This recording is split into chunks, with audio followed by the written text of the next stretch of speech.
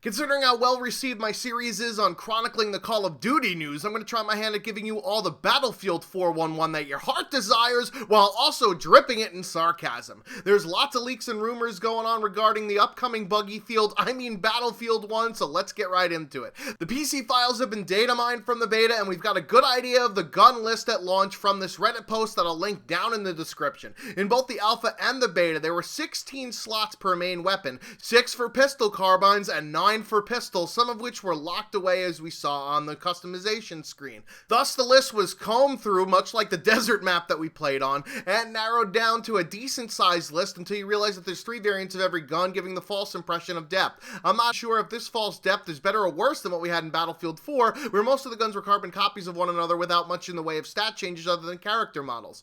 Anyways, without variants, we've got 3 shotguns and 3 SMGs for the assault class, 6 semi-auto rifles for the medic class, 6 LMGs for the support class, 6 bolt-action rifles for the scout class, along with 6 pistol carbines for the vehicle class, and a whopping 19 pistols for your sidearm. Given how many melee weapons there were just in the beta, it seems that DICE loves to overload the insignificant weaponry while watering down the actual primary weapon list. If you're into history, you'll notice that in this list there's a lot of strange prototypes, yet they're missing some extremely common weapons from the time. Most notably missing are the Mosin Nagant, the Weebly revolver, the Carcano, the Ruby semi-automatic, and the Ross rifle. They're completely missing, but will probably be given in the form of DLC, much to the speculation of Redditors. For all the research that DICE did for this game, it seems like they wanted to show it off via the vanilla guns, with locking the iconic weaponry behind a paywall in order to entice people to buy DLC. I guess the Mosin Nagant will be in the Russian DLC, and some other weapons will be in the France DLC, which is going to be the first that is launching in March sometime, considering that the marketing material says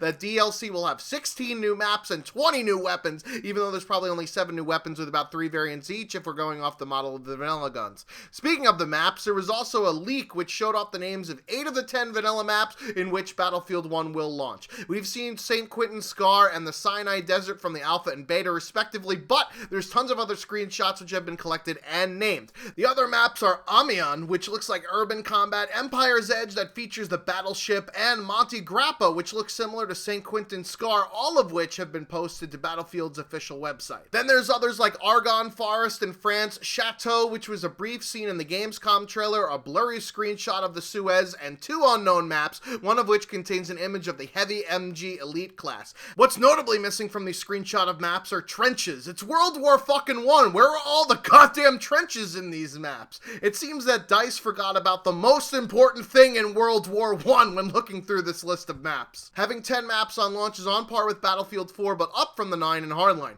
Usually when a game has less content, it means that the game runs better, but the plethora and the bugs in the beta beg to differ. I hope they could sort their shit out in time for launch. Along the lines of lack of content, it has been leaked that EA DICE will be the only providers for servers in Battlefield 1, and that custom server settings will be limited, along with not having the ability to install plugins or Archon tools to enforce the rules. Basically, it's the console version of the server rental, where you can make up the rules, but have to manually enforce things like no shotguns or claymores, and cannot change the time or ticket caps for certain game modes. This is a huge blow to the hashtag PC Master Race, considering that tons of admins use custom settings on their servers in order to facilitate the game to play exactly how they want it to be played. I'm guessing that EA DICE did this for either 1, money, or 2, parity with consoles, both of which are stupid fucking ideas. Let's just water everything down so that this generation of hashtag console peasant race doesn't feel like they're missing out on anything. Why the fuck did I spend over $1,000 on gaming PC if the PC game runs no better or doesn't have any additional customization than the console version?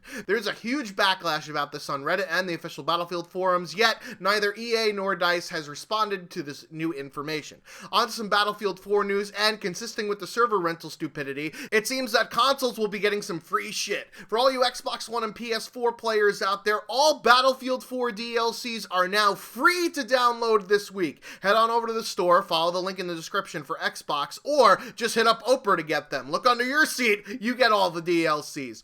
All of the DLC packs were dribbled out for both Battlefield 4 and Battlefield Hardline, but if you missed those events on the first go-around, you've got a second chance. Apparently PC will also join in on the fun according to some, but they're not listed yet on Origin, which got a facelift over the weekend, so keep your eyes peeled and, like a doctor, have some patience. Lastly, in Legacy Battlefield news, when the GameSpy server shut down last year or so, tons of old Battlefield games are abandoned for multiplayer. a group of fans have resurrected Battlefield 2 and have been hosting servers for which many claim is the best Battlefield game to date. It's free to download, which I have done just to try it out. Link is down in the description to it. They recently announced that Friday, September 23rd will be the official launch date of a resurrected Battlefield 2142, which should also be interesting to play. Isn't it funny how Call of Duty fans are lamenting the futuristic releases, yet Battlefield fans are excited for one? Anyways, that's going to do it for the Battlefield news today. Let me know what you guys think about the stories I spoke of, and also let me know if you have a website with good Battlefield leaks on it besides Reddit, which can be a pain to sort through. There's no Charlie Intel equivalent, which makes me respect those COD YouTubers even less because it's so easy to get info in order to regurgitate to your followers and subs. I've been the Schwantz27, out like Keenan Allen.